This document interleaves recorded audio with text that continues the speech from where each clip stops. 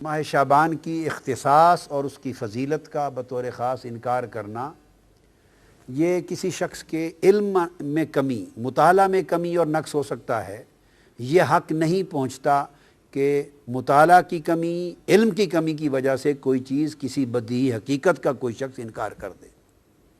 اسی طرح بعض اوقات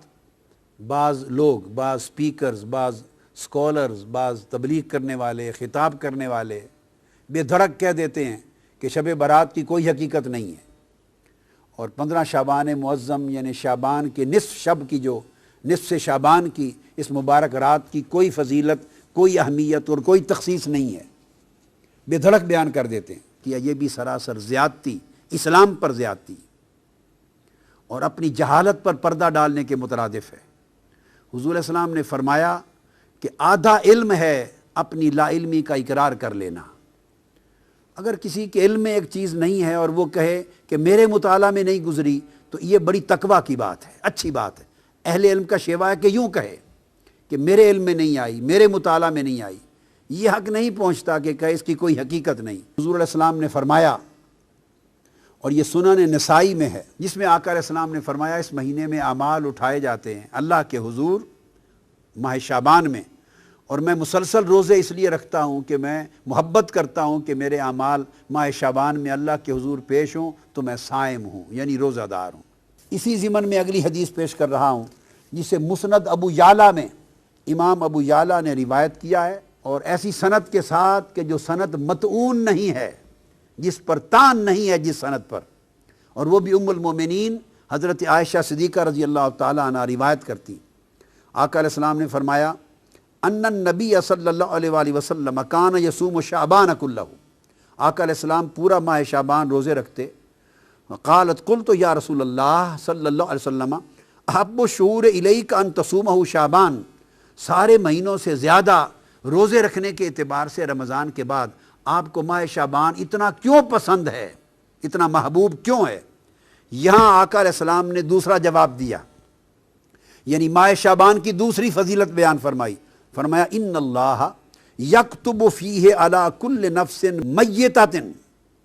تلک السنۃ فاحب ان یاتینی اجلی وانا صائم۔ فرمایا کہ اے عائشہ، اس مہینے ہر وہ شخص میتہ، ہر وہ شخص جو مرنے والا ہے، جس پر موت آنی ہے، ہر مرنے والے شخص کی اس سال میں اللہ تبارک و تعالی وہ شخص لکھ دیا جاتا ہے۔ یعنی جس شخص کی 15 شعبان معظم کے بعد، اس مہینے کے بعد اگلے سال کے ماہ شعبان تک جس شخص کے لیے موت مقدر کر دی گئی ہے، لکھ دی گئی ہے، اور ملک الموت نے اس کی روح کو اگلے سال میں آ کے قبض کرنا ہے، آقا علیہ السلام نے فرمایا تو اس سال میں یہ لکھ دیا جاتا ہے کہ یہ لوگ ہیں جن کی روح اس سال میں قبض کی جائے گی۔ آقا نے فرمایا فأحب ان یأتینی اجلی وانا صائم، تو میں چاہتا ہوں کہ میری اجل جب آئے، یعنی میری اجل کا وقت جب لکھا جائے تو میں اس وقت روزے کی حالت میں ہوں، میں پسند کرتا ہوں اس بات کو۔ تو آقا علیہ السلام نے اس کی ایک اور فضیلت بیان کی، اور امام ترمذی نے حضرت انس بن مالک رضی اللہ تعالیٰ عنہ سے اپنے اسناد کے ساتھ روایت کی۔ آقا نے فرمایا کہ افضل صوم بعد رمضان شعبان لتعظیم رمضان، کہ رمضان کے بعد سب سے افضل روزے شعبان کے ہیں، اس لیے کہ شعبان کی تعظیم رمضان کی وجہ سے ہے، یا شعبان کی فضیلت رمضان کی وجہ سے ہے۔ اب ان دو حدیثوں کے بعد میں اس وقت نصف شب رمضان کے موضوع پر ترمذی شریف کی طرف آ رہا ہوں۔ صحیح بخاری اور صحیح مسلم سے عمومی شعبان کی فضیلتیں بیان ہو چکی، اب صحیح سیاہ ستہ کی معتبر کتاب جامع ترمذی، سنن ترمذی، اس کی طرف آ رہے ہیں۔ اس کا باب 39۔ اب وہ لوگ اس پر توجہ کریں جن کا یہ خیال ہے کہ شب برات کا اور 15 شب شعبان کا کوئی وجود، کوئی حقیقت اور کوئی فضیلت اور کوئی تخصیص نہیں ہے۔ انہیں چاہیے کہ کتب حدیث کھول کے پڑھیں، یا اساتذہ کے پاس، شیوخ کے پاس زانو تلمذ طے کریں قبل اس کے کہ وہ جھوٹے فتوے جاری کریں جہالت پر مبنی۔ باب 39 امام ترمذی نے باب قائم کیا ہے، باب ما جاء فی لیلۃ النصف من شعبان،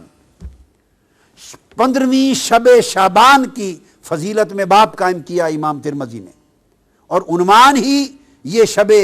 نصف شعبان قائم کیا اس عنوان کے ساتھ۔ اور آگے پھر امام ترمذی نے حدیث نقل کی ہے، جس حدیث کی راوی پھر ام المومنین حضرت عائشہ صدیقہ رضی اللہ تعالی عنہ ہیں، اور ان سے روایت کیا ہے حضرت عروہ نے عن عروۃ عن عائشہ رضی اللہ تعالی عنہ قالت فقدت رسول اللہ صلی اللہ علیہ وآلہ وسلم لیلۃ فخرجت فاذا هو بالبقیع۔ اب یہاں دو باتیں ثابت ہوں گی۔ ام المومنین عائشہ صدیقہ رضی اللہ تعالیٰ عنہ فرماتی ہیں اس 15 شعبان کی رات تھی، جسے ہم شب برات کہتے ہیں، یہ 15 نصف شعبان کی رات تھی۔ میں نے اچانک رات کو دیکھا کہ آقا علیہ الصلوۃ والسلام اپنے بستر مبارک پہ آرام فرما نہیں تھے۔ جب میں نے دیکھا کہ بستر پہ آرام فرما نہیں ہیں تو میں فوراً گھر سے نکل پڑی آپ کی تلاش میں۔ جب تلاش میں نکلی تو فیضا ہوا بالبقیع، میں نے آقا علیہ السلام کو جنت البقیع یعنی بقیع کے قبرستان میں پایا۔ یہاں سے دو باتیں ثابت ہوئیں، ایک امام ترمذی کا 15 شعبان کی شب کے عنوان سے پورا باب قائم کرنا، اور سیدہ عائشہ صدیقہ رضی اللہ تعالی عنہا سے آقا علیہ السلام کی اس سنت کو روایت کرنا کہ 15 شعبان کی شب اٹھ کر عبادت کرنا آقا علیہ السلام کی سنت تھا بطور خاص۔ اور صرف عبادت نہیں، اس شب آقا علیہ السلام قبرستان تشریف لے گئے، جنت البقیع میں تشریف لے گئے، تو دو سنتیں ثابت ہوئی۔ بعض لوگ اس مغالطے میں بھی مبتلا ہیں، اور میں نے پڑھا ہے بعض اخبارات میں، بعض لوگوں نے کہہ دیا کہ قبرستان جانا اور فاتحہ کرنا بھی اس رات میں کہیں ثابت نہیں ہے۔ تو دیکھیے یہ سنن ترمذی کے باب سے ثابت ہے، آقا علیہ السلام کی سنت سے ثابت ہے کہ عائشہ صدیقہ رضی اللہ تعالی عنہا نے آپ کو جنت البقیع میں پایا، اور جب آپ ان کے پاس پہنچی تو آقا علیہ السلام نے فرمایا اکنت تخافین ان یحیف اللہ علیک ورسولہ، اے عائشہ صدیقہ رضی اللہ تعالیٰ عنہ، دوڑتی دوڑتی مجھے تلاش کرنے کے لیے آئی ہو، تمہارا کیا خیال ہے اللہ اور اللہ کا رسول تمہاری حق تلفی کرے گا؟ اب یہاں ایک بڑا لطیف نکتہ ہے، ان کو ایک گمان گزرا تھا جس کو آگے بیان کرتی ہیں، قلت یا رسول اللہ انی ظننت انک اتیت بعد نسائک، یا رسول اللہ صلی اللہ علیہ وسلم مجھے خیال گزرا، گمان گزرا کہ شاید آپ کسی اور زوجہ مطہرہ کے حجرے میں تشریف لینے گئے ہوں۔ یعنی وہ رات باری کے اعتبار سے ام المومنین عائشہ صدیقہ کی تھی، اور ایک بتقاضۂ بشریت جب اٹھی نصف شب رات کو 15 شعبان کو تو دیکھا آقا تشریف فرما نہیں ہے، ایسے بتقاضۂ بشری خیال آیا کہ کہیں آقا علیہ السلام کسی اور زوجہ مطہرہ کے ہاں تشریف نہ لے گئے ہوں۔ اب آقا علیہ السلام ان کے ذہن میں اس مخفی خیال کو جان گئے، یہ اس نبی کی بصیرت ہے، یہ اس نبی کا علم ہے، نبی کا کشف ہے، نبی کی نگاہ ہے کہ وہ کس خیال کے پیش نظر وہ تلاش کر رہی ہیں۔ تو آپ نے فرمایا ایک تو جان گئے، دوسرا فرمایا کیا تیرا خیال ہے کہ اللہ اور اللہ کا رسول وہ تمہاری حق تلفی کریں گے؟ یعنی اٹھے آقا علیہ السلام تھے، تلاش حضور کی ذات کی ہو رہی تھی، مگر آقا علیہ السلام نے ان کا گمان جو آقا علیہ السلام کے بارے میں تھا اس پر اللہ کا اسم شامل کر کے فرمایا کیا تیرا خیال ہے کہ اللہ اور اللہ کا رسول حق تلفی کریں گے؟ یہ نہیں فرمایا کہ رسول حق تلفی کرے گا، نہیں، بلکہ فرمایا کہ اللہ اور اللہ کا رسول ایسا کریں گے۔ اشارہ اس امر کی طرف تھا کہ رسول کا ہر عمل وہ رسول کا نہیں ہوتا، وہ اللہ کا عمل تصور ہوتا ہے، اور رسول کی نسبت سوء ظن اللہ کی نسبت سوء ظن ہوتا ہے، رسول کا ادب اللہ کا ادب ہوتا ہے، اور رسول سے حسن ظن اور حسن ادب اللہ کے ساتھ حسن ظن اور حسن ادب ہوتا ہے۔ یہ مقام رسالت کا بھی اشارہ فرما دیا۔ انہوں نے جب عرض کیا یا رسول اللہ مجھے یہ گمان گزرا کہ شاید آپ کسی زوجہ مطہرہ کے ہاں تشریف نہ لے گئے ہوں، تو اس پر آقا علیہ السلام نے فرمایا نہیں، بات یہ ہے عائشہ، فقال ان اللہ عز وجل ينزل لیلۃ النصف من شعبان، کہ جب شعبان کی 15ویں کی رات آتی ہے تو اللہ تبارک و تعالی الی السماء الدنیا، آسمان دنیا کی طرف ایک خاص شان کے ساتھ نازل ہو جاتا ہے۔ اب آپ دیکھیے یوں تو آسمان دنیا کی طرف ہر رات کے پچھلے پیر نازل ہوتا ہے، تو جب نصف شعبان کی رات کی تخصیص فرمائی تو اس کا مطلب ہے اس رات کسی اور شان کے ساتھ، بڑی عظیم مغفرت کے اعلان کے ساتھ، عظیم رحمتوں کے اعلان کے ساتھ، عظیم عطا اور سخا کے اعلان کے ساتھ اتر آتا ہے فَيَغْفِرُ